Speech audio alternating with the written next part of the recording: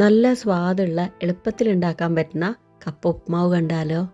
ഇതിൻ്റെ ഒപ്പം കഴിക്കാൻ പറ്റിയ നല്ലൊരു പച്ചമുളകിൻ്റെ ചമ്മന്തി ഉണ്ട് കേട്ടോ. ഇതുപോലെ ഉണ്ടാക്കി കഴിക്കാത്തവരാണെങ്കിൽ ഒരു തവണ ഉണ്ടാക്കി നോക്കണം കേട്ടോ.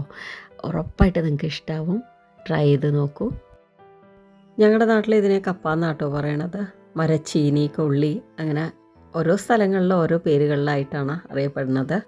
നല്ല ഫ്രഷ് ആയിട്ടുള്ള കപ്പ എടുത്തിട്ട് അതിൻ്റെ തോലൊക്കെ കളഞ്ഞ് ചെത്തിയെടുത്ത് അതിൻ്റെ നടുക്കൊരു നീളത്തിലൊരു ആര് പോലെ ഉണ്ടാവും, അതെടുത്ത് മാറ്റണം. അത് നന്നല്ല.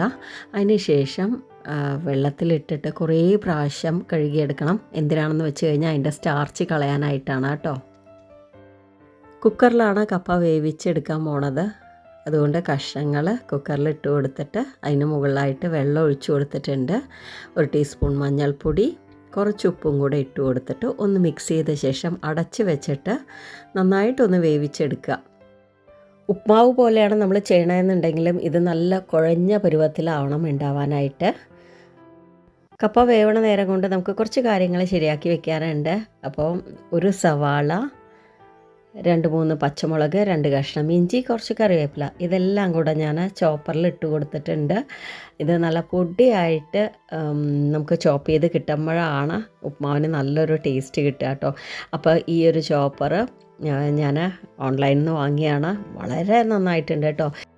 ഒരുപാട് ചോപ്പേഴ്സ് സെർച്ച് ചെയ്ത് നോക്കി അവസാനം ഞാൻ വളരെ റീസണബിളായിട്ടും അതുപോലെ നല്ല റിവ്യൂസും ഉള്ള ഒരു ചോപ്പറാണ് കേട്ടോ. അപ്പോൾ ഇതിൻ്റെ ലിങ്ക് വേണമെന്നുണ്ടെങ്കിൽ ഞാൻ ഡിസ്ക്രിപ്ഷനിൽ കൊടുക്കാം, നിങ്ങൾക്ക് ഓർഡർ ചെയ്യാവുന്നതാണ്. അപ്പോൾ നമ്മുടെ കപ്പ നന്നായിട്ട് വെന്ത് കിട്ടിയിട്ടുണ്ട്. ഇതിൽ വെള്ളമെല്ലാം മാറ്റി കഷ്ണങ്ങൾ മാത്രമായിട്ട് വെക്കണം. ഇതിൽ വെള്ളം ഉപയോഗിക്കാൻ പാടില്ല കേട്ടോ. കട്ട് കളയുക എന്നാണ് ഞങ്ങളുടെ വീട്ടിലൊക്കെ പറയാറ്. അപ്പോൾ ഇതിൽ വെള്ളമെല്ലാം മാറ്റിയ ശേഷം സ്ട്രെയിൻ ചെയ്ത് കഷ്ണങ്ങൾ മാത്രമായിട്ട് മാറ്റി വെക്കുന്നുണ്ട്.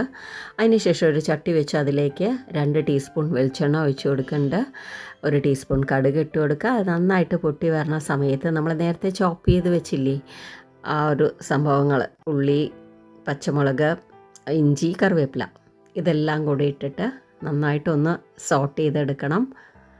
അപ്പോൾ നമ്മുടെ ചാനൽ ആദ്യമായിട്ട് കാണുന്ന ആരെങ്കിലും ഉണ്ടെങ്കിൽ ഒന്ന് സബ്സ്ക്രൈബ് ചെയ്ത് വെച്ചോളൂ കേട്ടോ. ഇനി ഇതിലേക്ക് കുറച്ചുകൂടെ ഉപ്പ് ചേർത്ത് കൊടുക്കുക. അതിനുശേഷം വീണ്ടും ഒന്ന് മിക്സ് ചെയ്ത് കൊടുക്കുക.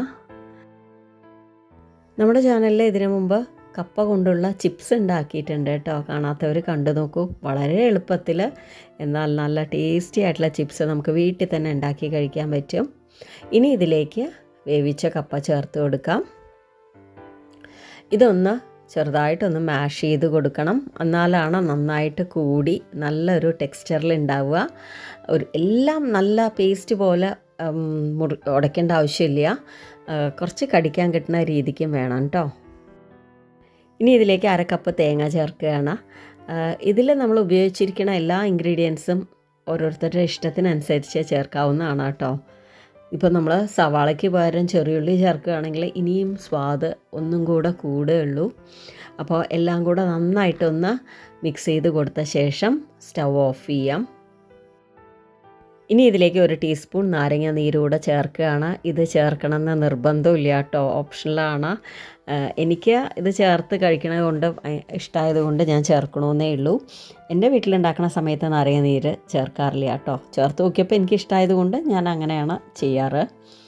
അപ്പോൾ എല്ലാം കൂടെ മിക്സ് ചെയ്ത് വെച്ചു. ഇനി നമുക്ക് ഇതിൻ്റെ കൂടെ കഴിക്കാനായിട്ട് ഒരു ചമ്മന്തി കൂടെ ഉണ്ടാക്കാം. അതിനായിട്ട് ചെറിയുള്ളിയാണ് എടുത്തിരിക്കുന്നത്. ഇതിൻ്റെ തോലൊക്കെ കളഞ്ഞ് ഞാൻ ഒരു പിടി എടുത്തിട്ടുണ്ട് കേട്ടോ, കഴുകി എടുത്തിട്ടുണ്ട്. മിക്സിയുടെ ജാറിലേക്ക് ചെറിയുള്ളി ഇട്ട് കൊടുക്കുക. പിന്നെ വേണ്ടത് പച്ചമുളകാണ്. 2 പച്ചമുളകാണ് ചേർക്കണത്.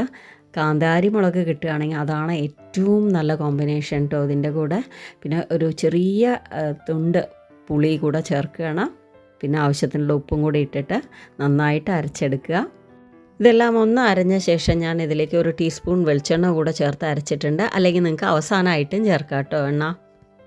കപ്പയ്ക്ക് മാത്രമല്ല ഇഡ്ഡലി ദോശയ്ക്കും നമ്മുടെ ഈ പച്ചമുളക് ചമ്മന്തി നല്ല കോമ്പിനേഷനാണ്.